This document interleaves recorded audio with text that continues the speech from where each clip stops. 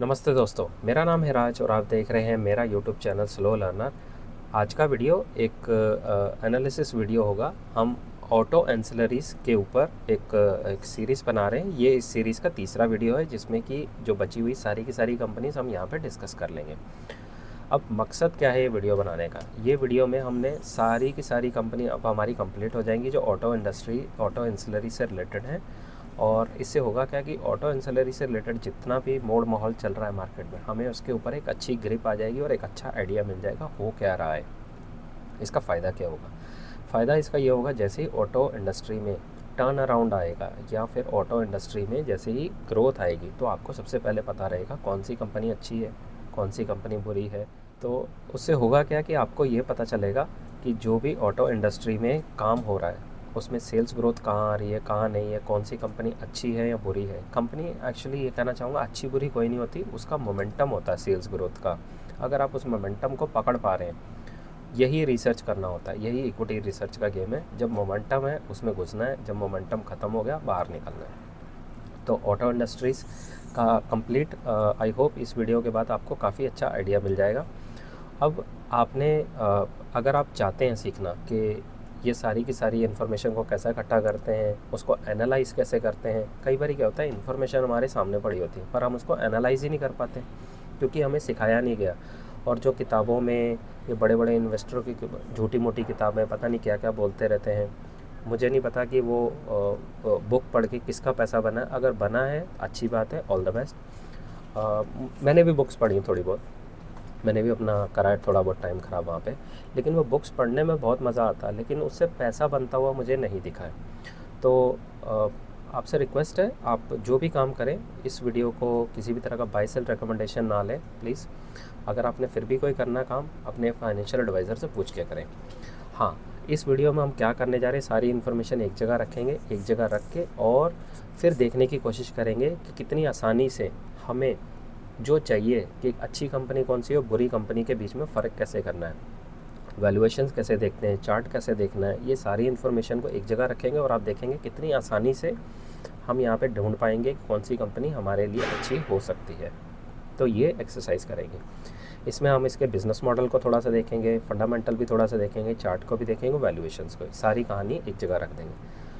अब अगर आप चाहते हैं कि आप भी सीखें, आप खुद से करें जैसे मैं आपको करके दिखा रहा हूँ, अगर आप भी चाहते हैं सीखना, लिंक डिस्क्रिप्शन में जाइए, जाके आप क्लिक कीजिए और वहाँ पे जाके आप भी सीख सकते हैं। बहुत सारे लोग हैं जो जिनको सीखने के बाद भी मदद की ज़रूरत होती है और जो शुरू से करना चाहते हैं और काफ़ी सारे डाउट्स होते हैं उनको भी क्लियर करना चाहते हैं। उसके लिए मेरा एक मेंटोरशिप प्रोग्राम है, आप लिंक उसका भी डिस्क्रिप्शन में जाइए, जाके मैसेज कीजिए, वहाँ पे व्हाट्सएप नंबर है और फिर हम वहाँ पर डिस्कस कर लेंगे और आपका एक एक डाउट क्लियर किया जाएगा वहाँ पे। ठीक है, चलिए शुरू करते हैं। सबसे पहले अगर बात कर लें मिंडा कॉर के प्रोडक्ट के ऊपर, ऑटो एंसिलरी कंपनी है। ये टू व्हीलर्स और फोर व्हीलर के एक्सेसरी जो एक्सेस होते हैं, माफ़ कीजिए, नॉट एक्सेसरी, एक्सेस यानी कि उनको खोलने के लिए डोर का जो लॉक होता है, चाबी होती है, क्या अंदर जो कास्टिंग डिवीज़न है जो लोहे का बना होता है, जिसके अंदर मैकेनिज़्म होता है, चाबी हम घुमाते हैं तो वो खुलता है या इलेक्ट्रॉनिकली उसको प्रेस करते हैं, उसके ऊपर ये बेसिकली काम करते हैं।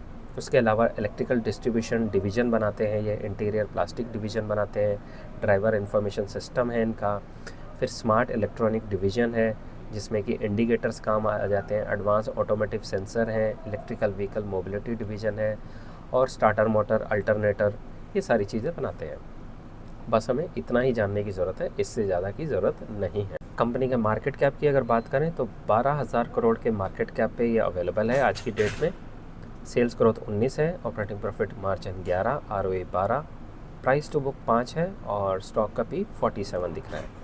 स्टॉक का जो चार्ट है, चार्ट इसका मुझे कंसोलिडेशन में फंसा हुआ दिख रहा है और अभी वीक दिख रहा है। सेल्स ग्रोथ के नंबर 12% है, कंपनी का करंट भी 49 है। नेक्स्ट कंपनी भारत सीड्स, जैसा इसका नाम वैसा इसका काम। फिर ये सीट्स के अलावा टू व्हीलर और फोर व्हीलर के जो फ्रेम्स रहते हैं उसमें भी बनाते हैं, बॉडी सीलिंग पार्ट्स हैं, रूफ मोल्डिंग है, विंडशील्ड मोल्डिंग है, तो ये काफ़ी चीज़ें बनाते हैं। ये इनकी वेबसाइट है, आप जाइए जहाँ पे यहाँ पे जाके दबा के रिसर्च कीजिए और अपनी रिसर्च को पक्का कीजिए। 677 करोड़ के मार्केट कैप पे, सेल्स ग्रोथ 16 है, पैग रेशियो 1 का है, ऑपरेटिंग प्रॉफिट मार्जिन 5, ROE 18 का है और कंपनी का प्राइस टू बुक लगभग 4 का है। चार्ट का पैटर्न देखा जाए, चार्ट इनका अभी भी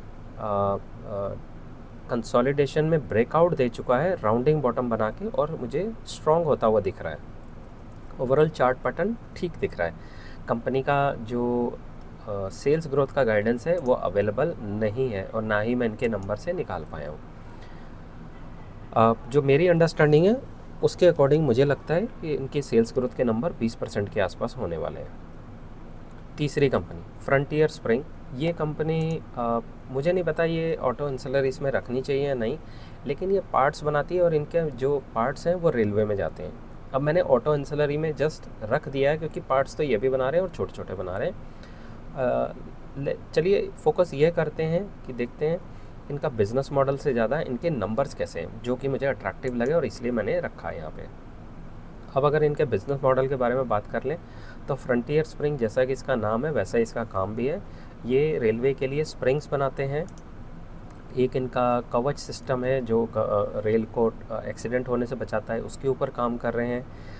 अलार्म सिस्टम बनाते हैं, कपलर बनाते हैं, एयर स्प्रिंग के लिए ये बनाते हैं जो 160 केन ओपन करने के लिए। तो आप ये देखिए जाके, काफ़ी सारे इनके पार्ट्स हैं जो ये बनाते हैं। इसके जो सबसे इम्पॉर्टेंट है वो आपको मैं दिखाता हूँ पहले। मार्केट कैप इसका 2000 करोड़ है, 40 का सेल्स का ग्रोथ है। ये जो अमेजिंग बात है, मज़ेदार है, और जो मेरी रिसर्च है उसमें भी 35 से 40% का मैं इनका कॉन कॉल में जो सेल्स ग्रोथ का गाइडेंस है वो निकाल पाया हूँ। कंपनी 44 के पी पे है और कंपनी का जो फ्यूचर पी है वो 27 से 31 दिख रहा है मुझे। ये 44 का पी मैंने जो निकाला है वो पहले का है, और क्योंकि स्टॉक काफ़ी भाग चुका है तो इसलिए यहाँ पे स्क्रीनर पे आज की डेट में 58 दिख रहा है। तो अगर हम इसको 58 कर लें, 58 काफ़ी अभी बढ़ चुका है क्योंकि स्टॉक 2000 के आसपास था जो बढ़ के आज 5000 के आसपास आ चुका है पिछले एक महीने। तो इसलिए जब मैं रिसर्च कर रहा था तो नंबर अलग थे, और आज जब वीडियो बना रहा हूँ तो नंबर काफ़ी अलग दिख रहे हैं। मगर पर्पस ये है कि अच्छी कंपनी कैसी होती है वो ढूंढना। प्राइस टू बुक 16 का है, पैग रेशियो लगभग 3 का है और चार्ट का पैटर्न अप ट्रेंड में है, स्ट्रॉन्ग है, बुलिश है। मैनेजमेंट की जो कमेंट्री थी बहुत बुलिश थी और स्ट्रॉन्ग थी। नेक्स्ट वैसी ही कंपनी मैंने एक रखी है, कॉनकॉर्ड कंट्रोल सिस्टम। ये कंपनी भी रेलवेज़ के लिए बैटरीज़ का काम करती है, कंट्रोल पैनल बनाती है, डिस्ट्रीब्यूशन पैनल्स बनाती है, इमरजेंसी लाइट, फ़ैन, कपलर, ये सारी चीज़ें रेलवे के लिए बनाती है। ये भी एक कंपोनेंट्स बनाते हैं, एंसिलरीज़ हैं, लेकिन ये रेलवे के एंसिलरीज़ हैं, ऑटो के नहीं है। लेकिन मैंने यहाँ पे रखा है जस्ट फॉर कंपैरिजन पर्पस। अब इनका सेल्स ग्रोथ का नंबर देखिए, 40 से 50% की सेल्स से ग्रोथ कर रहे हैं। करंट पी इनका 46 है और फ्यूचर पी 31 है।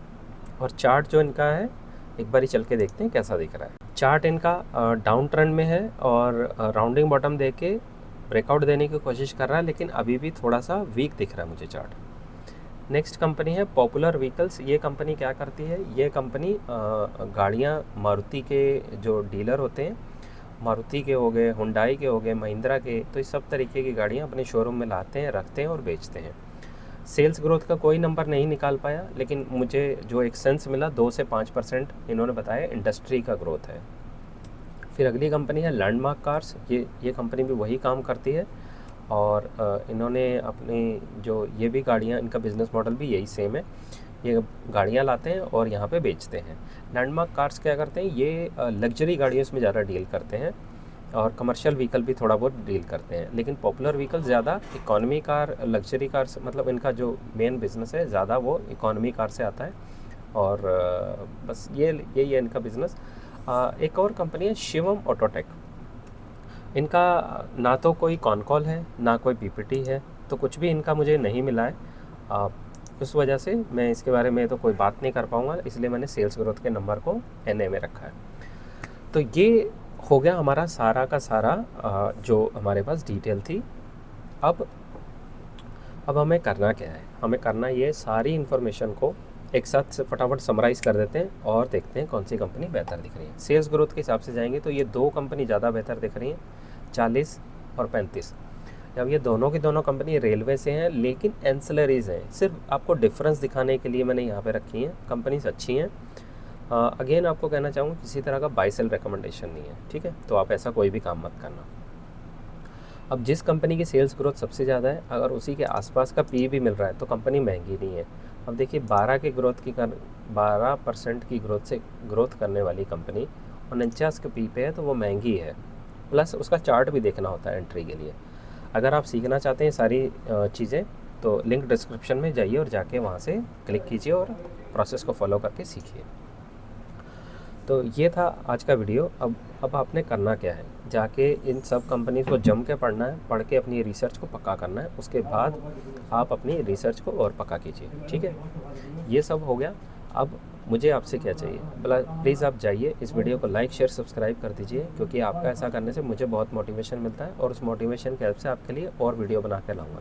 इसके बाद एक और फाइनल वीडियो अभी बाकी है। उस वीडियो में जितनी भी ये पिछली 3 वीडियो में कंपनी डिस्कस करी है, उन सब कंपनी को एक जगह रखेंगे, एक जगह रख के और सारी कंपनी का वैल्यूएशन एक जगह कर देंगे और फिर देखने की कोशिश करेंगे पूरे ऑटो एंसिलरी सेक्टर में कौन सी कंपनी सबसे ज़्यादा अच्छी लग रही है, प्लस उनके वैल्यूएशंस के भी देख लेंगे और साथ में चार्ट पैटर्न भी, ठीक है।